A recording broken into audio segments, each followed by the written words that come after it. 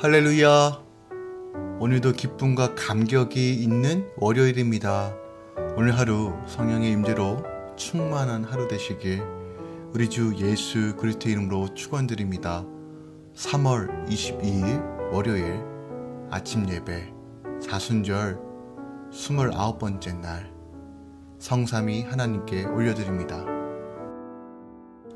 우리 다 함께 사도신경으로 신앙을 고백하며 이 아침을 시작하기 원합니다.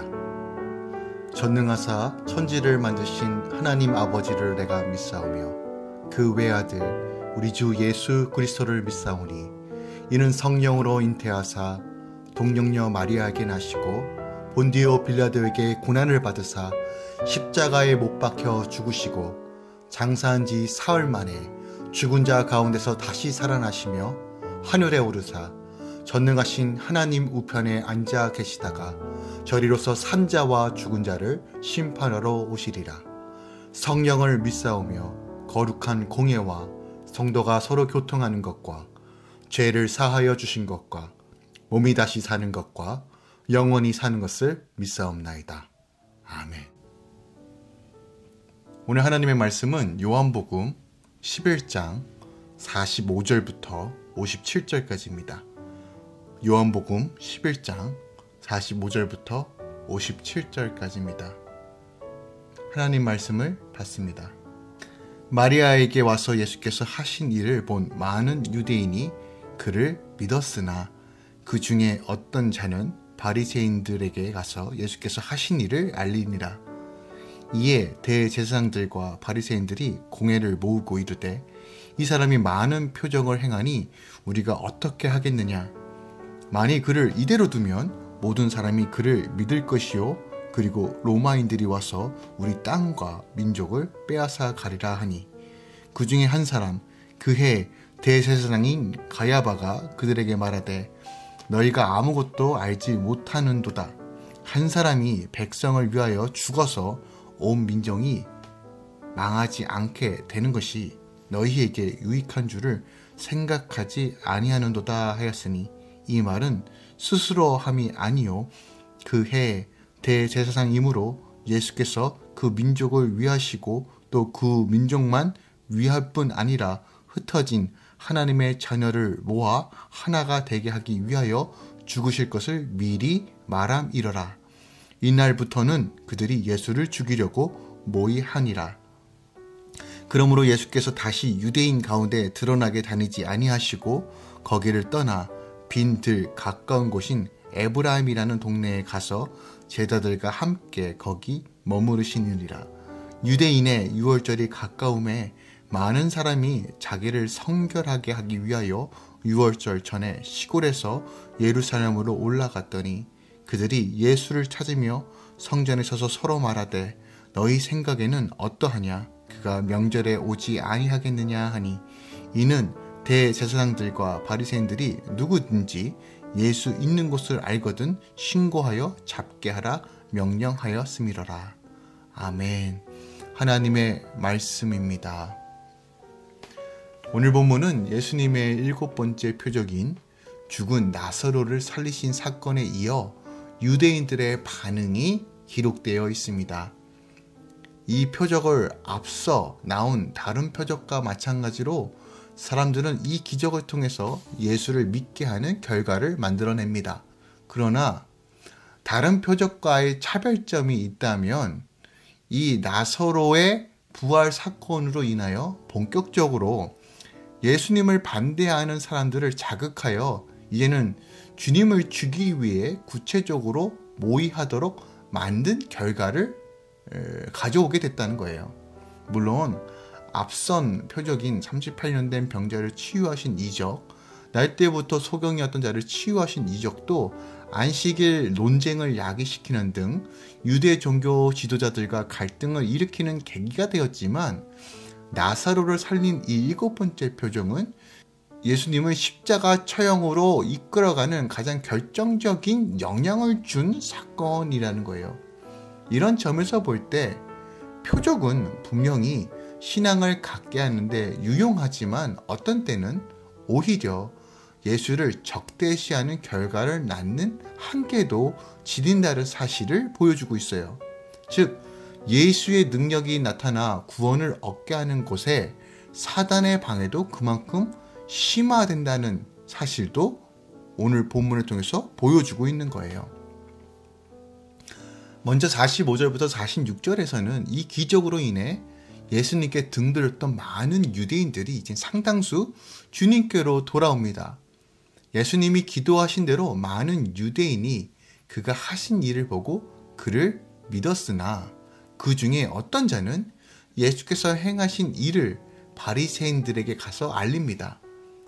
기적이 믿음을 낳는 것은 아닙니다.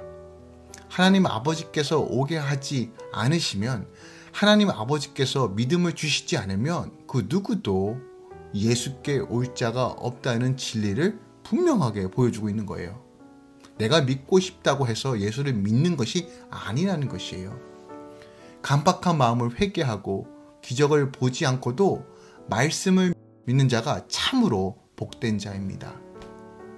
한편 47절부터 53절에서는 공회에 모인 종교 지도자들은 예수님이 많은 표적을 행하시는 것을 인정하면서도 그분을 믿지 않고 오히려 대적합니다. 그들의 관심은 오직 기득권을 지키고 종교적 직분을 이용해 부와 명예를 유지하는 데 있었습니다. 영적 교만과 위선은 지옥불에서 올라온 마귀이고 돈을 사랑함이 일만 악의 뿌리입니다. 이것은 디모데전서 6장 10절에 기록되어 있죠. 대제사장 가야바는 예수 한 사람을 죽여서 온 민족이 망하지 않게 되어야 한다라고 결의합니다. 사람들이 공회의 논의 중에 나온 이 가야바의 말은 곧 예수를 희생시킴으로써 유대 민족 전체를 살리자는 말은 예수가 죽으면 나라는 평온해지며 따라서 자신들의 지위도 안전되게 보존된다는 지극히 이기적이고 정치적인 의도를 담고 있습니다. 그러나 성령은 그가 악의로 무심코 한 말을 구속사적인 예언이 되게 합니다. 예수의 살해, 모의가 흩어진 그분의 백성을 모으는 구원의 결의가 된다는 것이에요. 그러니까 이 말씀을 통해서 하나님은 악인의 계획도 하나님의 뜻 가운데 선하게 만드시는 능력이 계심을 우리에게 보여주고 있어요.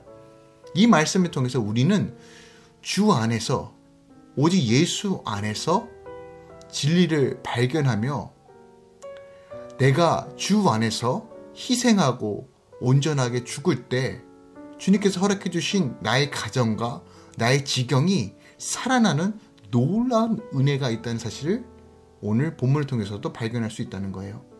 그가 십자가 죽으심으로 모든 인류가 구원한 것처럼 우리가 예수님처럼 정말 예수님을 닮아가 내가 하늘의 씨앗이 되어 죽어서 그곳에 다시 한번 하나님의 마음을 두고 하나님을 바라볼 때 나의 희생과 눈물과 헌신을 통해서 하나님께서 거해 주신, 나와 함께 해주신 그곳이 살아날 수 있다는 진리도 오늘 본문이 우리에게 가르쳐주고 있다는 거예요. 54절부터 57절에서는 예수님은 공의의 음모를 하시고 더는 공개적으로 다니지 않으십니다. 주님은 공의의 결의가 두려워서 피한 것이 아니라 아직 당신의 때가 이르지 않았기에 예루살렘을 떠나십니다. 이렇게 구원과 십자가의 때를 생각하고 움직이는 것이 바로 지혜입니다. 그러니까 크리스천들은요, 뱀같이 지혜로워야 되고 비둘기같이 순결해야 합니다. 예수님은 제자들과 함께 빈들 가까운 곳인 에브라임에 가서 약 2달간의 시간을 보냅니다. 우리는 때론 우리가 드러낼 때와 우리가 숨어야 될 때를 분별하게 생각하고 성령의 인도하심 따라 나아가야 된다는 사실을 우리가 분명히 기억해야 합니다. 예루살렘 동북쪽 32km 지점에 있는 적막한 곳에서 예수님은 제자들을 집중적으로 양육하셨을 것입니다. 6월절이 다가오자 많은 사람은 예수님이 살해 위협 때문에 명절에 예루살렘으로 오시지 않을 것이라고 예상했지만 주님은 자기 목숨을 많은 사람의 대성물로 주려고 그 후에 그곳으로 가십니다. 오늘 하루 이 본문 말씀을 통해서 우리가 붙잡고 나아가야 할 진리가 무엇이 있을까요? 45절부터 46절을 한 번 더 묵상하기 원하는데요. 주께서 죽은 나사로를 살려내신 권능을 본 자들의 두 가지 반응이 기록되어 있습니다. 예수께서 나사로를 다시 살리신 이적을 본 많은 사람들이 이젠 주님을 구주로 믿는 일이 벌어졌고, 혹 다른 부류들은 바로 이 사실을 바리새인들에게 보고하는 자들로 극명하게 나눕니다. 누가복음 16장 19절에서 31절에 보면 나사로와 부자의 비유가 나오는데, 주님이 죽은 자를 다시 살려내도 믿지 않는 자가 있다라고 말씀하십니다. 그러니까 바리새인들에게 보고하러 갔던 자들이 바로 그런 자들이죠. 그들은 바리새인들이 주님을 감시하도록 파송받은 무리일 수도 있습니다. 혹은 어떻게 해서는 이런 보고를 통해서 자신에게 유익이 될까, 어떻게 조금 더 내 삶 가운데 뭔가 편안한 일이 생기지 않을까 하는 마음으로 아마 보고했을 것입니다. 또한 그들은 주님을 조롱하던 자들입니다. 서경의 눈을 뜨게 해주면서 병든 나사로는 살릴 수 없는 가짜 구세주라고 빈정거리던 자들이었을 것입니다. 그런데 주님께서 막상 죽은 나사로를 살려내시자 주님을 구주로 믿기보다는 예수님을 죽이려는 자들에게 보고만 하는데 몰두하고 무지하고 강팍한 마음을 지닌 자들이었다는 사실을 우리는 본문을 통해서 알 수 있어요. 그런데 우리가 생각해 볼 것이 있어요. 나사로의 부활을 목격하고 주님을 믿게 된 사람은 어떤 사람들입니까? 나사로의 집에 온 모든 종문객이었을까요? 아닙니다. 마리아를 뒤쫓아 함께 무덤에 가서 진심으로 울어주려고 온 사람들만 주님의 기적을 목격합니다. 그것은 어저께 본문이죠. 31절에 기록되어 있어요. 그렇다면 또 그 나사로를 다시 살리신 것을 본 모든 사람들이 주님을 끝까지 믿었습니까? 아닙니다. 성경은 이와 같이 부활의 이적을 보고 주님을 믿었던 자들이 최소한 500명이 넘었다고 증언합니다. 고린도전서 15장 6절인데요. 예수님께서 부활하신 것을 목도한 것이 최소 500명이 넘었대요. 그런데 보세요. 오순절 마가 다락방에서 예수님의 말씀을 듣고 지켜 행했던 것은 120명밖에 되지 않아요. 이 말은 예수님의 부활을 목도하면서도 끝까지 주의 말씀을 지켜 믿음을 지키고 인내하고 기다렸던 자들은 3분의 1밖에 되지 않는다는 거예요. 그러므로 끝까지 주님을 믿고 진정으로 하나님의 자녀가 되어 복을 누리는 사람은 매우 소수에 불과하다는 진리가 오늘 본문에 선포되고 있어요. 그러니까 즉 나사로를 되살리는 기적을 보고 믿은 사람들 중에도 주님을 끝까지 진심으로 믿는 사람들은 소수밖에 되지 않았다는 것이에요. 믿음은 주님을 인격으로 사랑하고 인격을 사랑하고 그 인격과 가르침에 순종하며 전심으로 그분이 나의 구세주요 나의 왕이심이 믿어지는 사람, 이것이 바로 믿음으로 주님을 바라보고 하나님의 자녀된 자의 모습이에요. 그런데 이것은 어떤 기적이 일어났기 때문에, 어떤 특별한 일을 목도했기 때문에 믿어지는 것이 아니라 전적인 하나님의 은혜로, 하나님의 주권적인 선택으로 예수가 믿어지는 은혜를 누리는 자들이라는 거예요.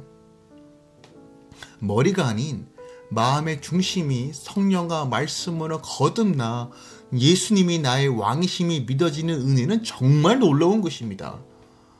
오늘 이 아침에 우리가 예수가 믿어지기 때문에, 우리 주님이 나의 구원자이심을 믿기 때문에 이 아침에 이 말씀으로 시작하는 여러분들은 참으로 하나님의 사랑 안에 거하는 자들입니다. 그 하나님께서 우리의 삶을 인도하시며 지키시며 보호하시며 채우십니다. 나를 구원하시고 인도하여 주신 그 자체가 기적이요 놀라운 선물인데 내 인생 하나님께서 선하게 인도하시지 않을 이유가 무엇이 있습니까?